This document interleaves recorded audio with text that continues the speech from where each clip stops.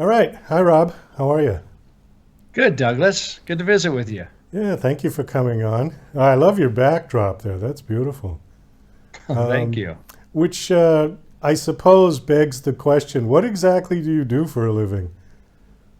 Well, now you sound like my wife, Douglas. Why, she doesn't know? No, Game Face is a company that I started back in 1995, so we're well into our 26th year, and we are a professional sales training and advising company. We work with sales executives in all kinds of industries around the world, experienced sales veterans, new salespeople, people who are maybe starting their own business and have to be their only salesperson. And we advise them on our proprietary methodology of how to sell their product or service so that they become the salesperson that people love, as opposed to the salesperson that we don't like. Like the proverbial used car salesman guy that nobody wants to deal with? That's right. With all apologies to any used car salesman watching right now, yes. And our core industry when we began the company was the sports business. That's why you see some sports things behind me. So we worked with about 300 professional and intercollegiate sports teams around the world in this last quarter of a century, and yet today we work with a number of other industries and companies, from tech to manufacturing to consumer products, professional and financial services, media. Kind of the list goes on of the kind of industries now that people are finding our approach to be very useful in moving the needle on driving revenues and retaining clients and customers. You know what I find interesting, though, is I get where companies that are selling a product like dishes or books or lamps or lawnmowers would want this. But why does professional sports need marketing? That is a really enticing question. And boy, that's a softball, too. So thanks for asking. It's quite simple. Sports, as everyone knows, is a product that the sales, well, first of all, sports is a sales driven industry. As much as we talk about the athletes and the beautiful, shiny stadiums and arenas that cost too much, if we don't put people in those buildings, if we're not selling tickets, if we're not selling sponsorship, which is the corporate advertising within the building, if we're not selling merchandise and food and beverage, parking, then we don't have the funds to pay for those fancy buildings and give the fans a wonderful experience, nor the athletes' salaries that everyone wants to see better athletes and better winning teams in their hometown. So none of that can happen without revenue. And so sports teams are revenue producing entities. Now, granted, they get it from television contracts and radio contracts, but they also get most of it from their local revenue within their own town and their own facility. And so what GameFace has done for all these years is we've worked with these numerous organizations in helping the people that not only have to market that product, but also sell it into the local community, both to businesses as well as to consumers, fans, if you will. And interestingly, when you say that you wouldn't think that sports teams need really a sales force, the fact of the matter is, unlike most other industries, when the sports team product is not performing, well, the salesperson has very little control over that. And so they can't walk into the general manager's office and say, "Hey, I've got an idea on our starting pitching rotation." Or I've got someone I think we ought to draft, who could play center for our basketball team. The salesperson has no control over that. They have to sell what they're given, whether it's a lousy team or it's a world championship team. And so because sports is so cyclical and because fans demand great performance for their dollar, you need a sales force that's well trained, well equipped to be able to go into that marketplace and let people know that not it's, hey, this is the year and we're going to have a better team than you would ever expect, because that's a promise they can't keep. But instead they say, hey, we think by utilizing our team and our venue, your company can actually drive important business results. Your family, your circle of friends could actually have positive outcomes that we think you are going to be extremely memorable to you, regardless of what happens on the field or the ice that night. And so that's the messaging that has to constantly flow out of a sports team. You need salespeople to do it. So when the team is off season, then it's all the peripheral stuff, like T-shirts and yeah. Actually, when the team is off season, that's first of all the first priority of the team during their off season is to renew all the accounts that they built up in the last season. Season ticket holders, sponsors, Oh, people who bought a okay. suite, people who bought a group night. You got to make sure they're on board for another season of it.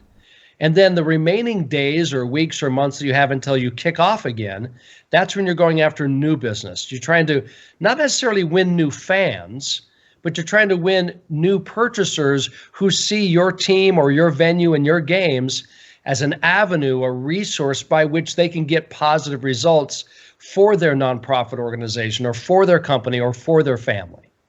What's it cost for one of those billboards in the stadium? Well, it varies greatly. It depends on if you're talking about a minor league franchise in Abilene, Texas, or if you're talking about the New York Yankees. So it really does vary. But for a minor league, say a little baseball team and a minor league operation, and I don't mean that as a pejorative, it could be somewhere like $25,000 for a season for just an outfield fence sign. Right. If you're talking about a major league team, it's not just we just don't sell one sign at a time.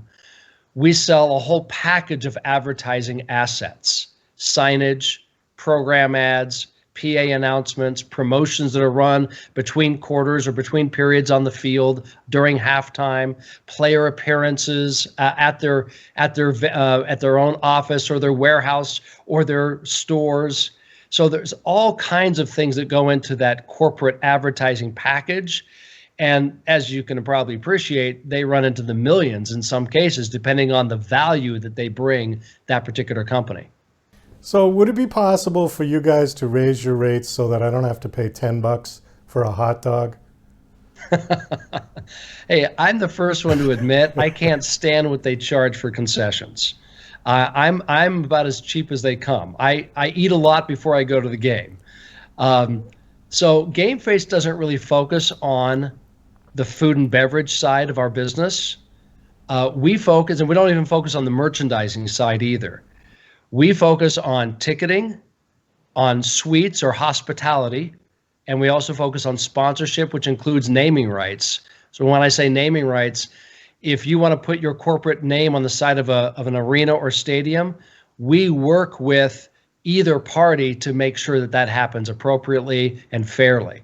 So those are the real assets that our company focuses on and has some say in.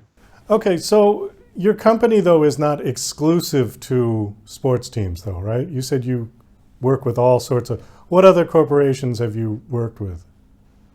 Well, we work with teams in, like I say, in the entertainment world outside of sports.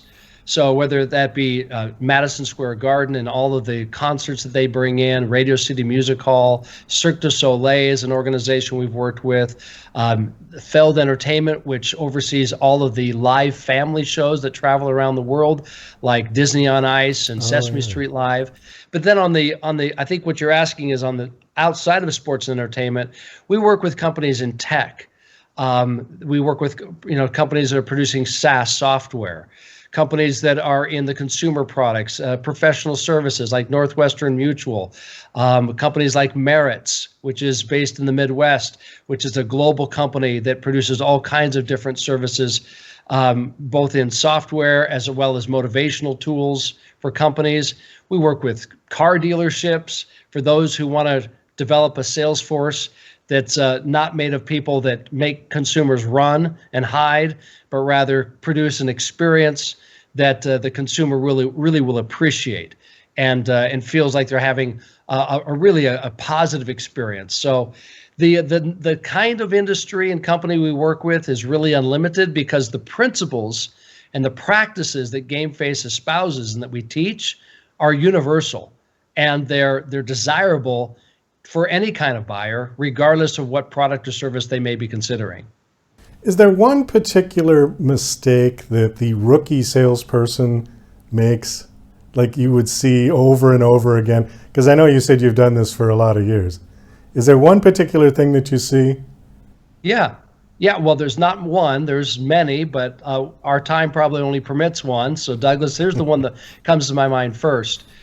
And in fact, I was just working with an organization before you and I got together on this call, talking about this very principle. And that is that most salespeople, especially the young ones, they are trained, unfortunately, in product knowledge. It's called onboarding.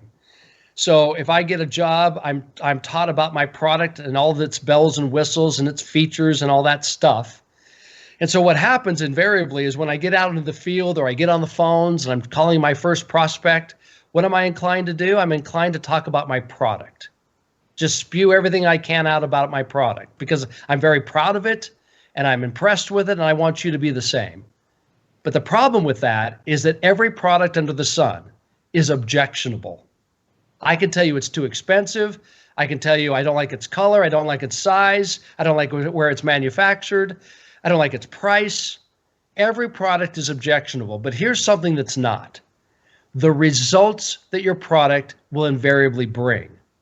Whether those results are saving money, convenience, simplicity, ease of use, whether it brings peace of mind to you and your family or your company. So what we do at GameFace is we teach our clients, stop focusing on the product and focus on the results your product brings. Because now you'll be talking about something that very few people can argue with or object to. And that's what leads to a conversation that eventually leads you to a presentation and ultimately to the sale. So product-centric selling is probably one of the biggest problems we have among salespeople and sales forces in the world today. I think you're right. I think people would focus on all of the bells and whistles. But what if it's an obvious product, like a car? I mean, you know what it's going to do. It's going to get you from A to B. I would argue that that car purchase is actually addressing certain results or outcomes you want as an individual or a couple or a family, whether it be comfort, safety, prestige, saving money, saving energy. So I would focus on those as much as, if not more than the features, because the features could be duplicable in my competitor's product. And my competitor's salesperson is not talking about results, they're talking about features. Right. So for me to stand out and for me to win your trust, I'm going to, first of all, assume certain results that you're looking for based on my experience and my intellect and my hunch and any information you give me. And that which I don't know, I need to fill in the gap by asking the right questions. What are you really looking for in this purchase? In other words, what results or outcomes are most valuable to you and your wife or your husband or your family? And when I learn what those results are, I sell to the results rather than selling to the product. So if a guy comes in with his wife and 8 kids, you're not going to try to push the 2-seater on him. Right. That would just be sort of silly. That would silly, be functionally a mistake. That's right. So I'm going to ask them, and there's a series of questions, and it's not an interrogation, and it's not asking 20 questions, and it's not asking, trial closes and all those silly gimmicks that salespeople have used over the years. It's actually engaging in an honest, organic conversation that is conversational, just like you and I are having right now. And through that conversation, the salesperson learns the requisite information, i.e. the results that matter most to this family. And then they're going to be able to present their product, the right car, in a justifiable manner. Because when I present to you the right car, as opposed to saying, yeah, just go look out on the lot and come back and tell me what you like, I'm going to say, you know what, based on the assessment I've just done, like a doctor, I know the right procedure for you. And that right procedure is this particular vehicle. It's going to give you the results that you just told me matter most to you and your family. And this is why I highly recommend this particular vehicle for your family. And now the buyer hears this, and like the patient hearing a doctor who recommends surgery, they say, oh, that makes sense. Wow, you understand us. You get what we're looking for. Yeah, sounds good to me. That was an easy experience. Let's do it. I've got one last question, and then we got to wrap it up. Self-confidence. Too much self-confidence comes off as arrogance. Not enough self-confidence comes off as insecure. I think with a salesperson, you've got to really walk a tightrope. Do you agree with that? That Absolutely. they really need to, No, not go too far? no, Douglas, you're absolutely right. Nobody likes cockiness or arrogance, but we do appreciate confidence. And by that, I mean you and I both want to buy from a salesperson we already perceive to be successful, from an organization we already perceive to be successful. So the fine line that the salesperson has to walk, where you thread the needle, is you convey success without conveying arrogance. And that success can be conveyed and communicated through your experiences, through stories that you'll share of real life situations, real life customers and clients you already have who may have something in common with this current buyer. And you share with them how that other party, not because everyone's alike, but because they're similar. And you say that other party had a similar result or a similar concern, a similar experience or situation that you've just shared with me. Let me share with you how they and we addressed it, overcame it, and now they're driving in some great results right now for their family or their business. And that shares now, that conveys to your prospect that I am a trustworthy salesperson because I've demonstrated through my history that I can bring people results. I'm not saying it, proudly as in cocky, but I'm doing it with confidence because I've proven it. My company has proven it. We have a track record, and I want to be able to express that and communicate that to you in that type of fashion. And though you would never ask, hey, I want to talk to the most successful salesperson here, you love it when you are because you have confidence that they know how to give you, just like they have others, results that matter. That is a great line to end this interview on. I think we are right there. What is your website? GameFaceInc.com. Okay, very simple. And can you hold up your book? Sure, thank you. So The Sales Game Changer is an international bestseller that just came out last year. The subtitle is, as we've been discussing, How to Become the Salesperson People Love. It's only available on Kindle right now on Amazon, but at the end of April, you can actually get the hard copy. And so we're very excited about that because we've actually added some new content for the hard copy release. Any of your viewers, Douglas, can go on the salesgamechangerbook.com and get more details about what's in this book and how it can change not only their own career, but their entire sales operation. Great. Well, Rob, thanks so much for coming on the show. This was interesting. Best of luck with your book and Game Face and everything you're doing. That's very kind.